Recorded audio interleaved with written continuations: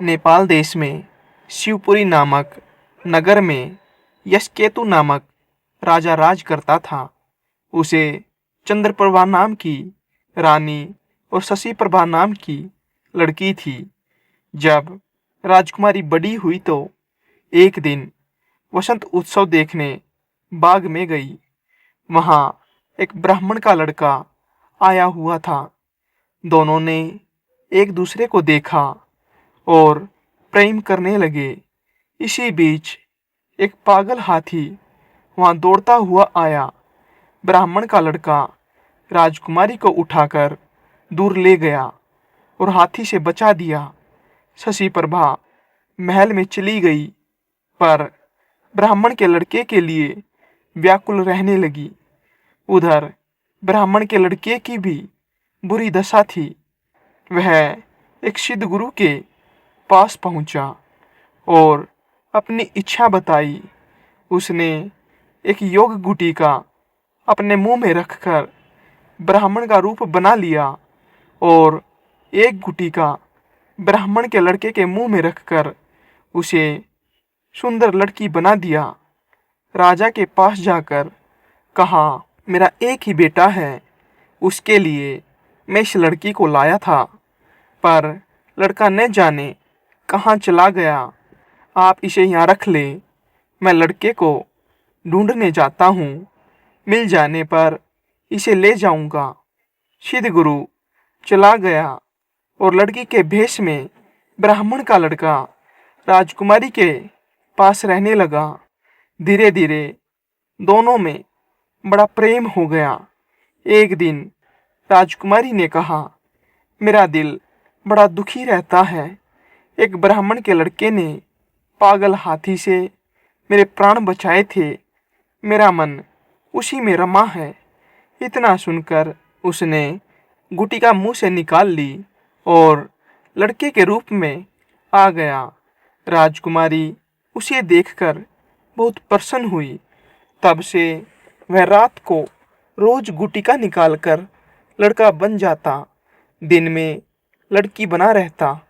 दोनों ने चुपचाप विवाह कर लिया।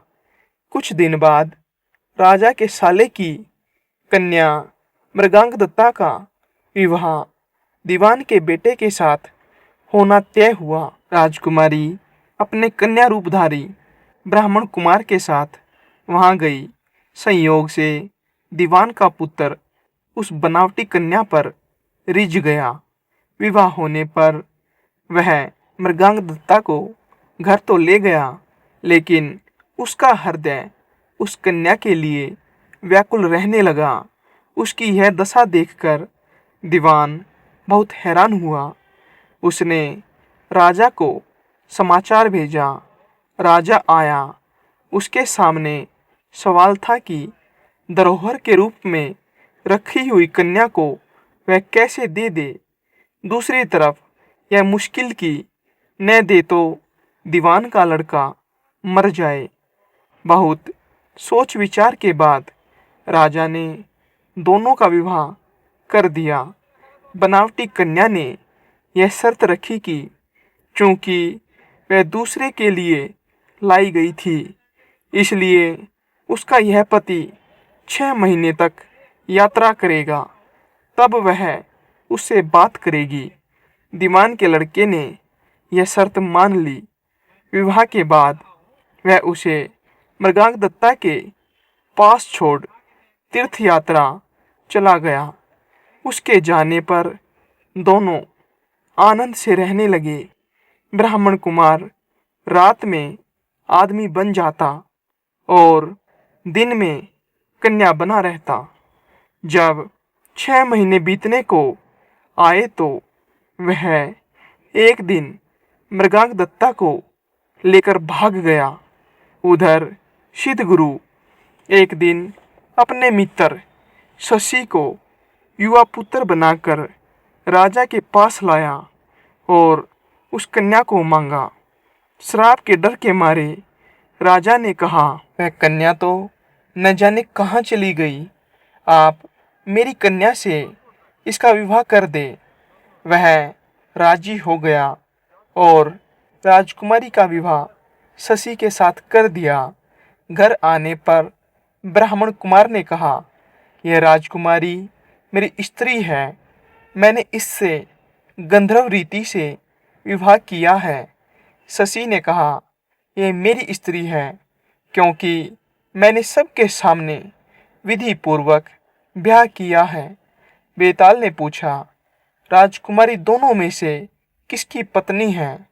राजा ने कहा, मेरी राय में वह शशि की पत्नी है क्योंकि राजा ने उसी से सबके सामने विधि पूर्वक विवाह किया था। ब्राह्मण कुमार ने तो चोरी से ब्याह किया था। चोरी की चीज पर चोर का अधिकार नहीं होता। इतना सुनना था कि बेताल फिर पेड़ पर जा लटका। राजा को जाकर फिर उसे लाना पड़ा। रास्ते में बेताल ने 16वीं कहानी सुनाना शुरू किया, जो आपको अगली वीडियो में सुनने को मिलेगी।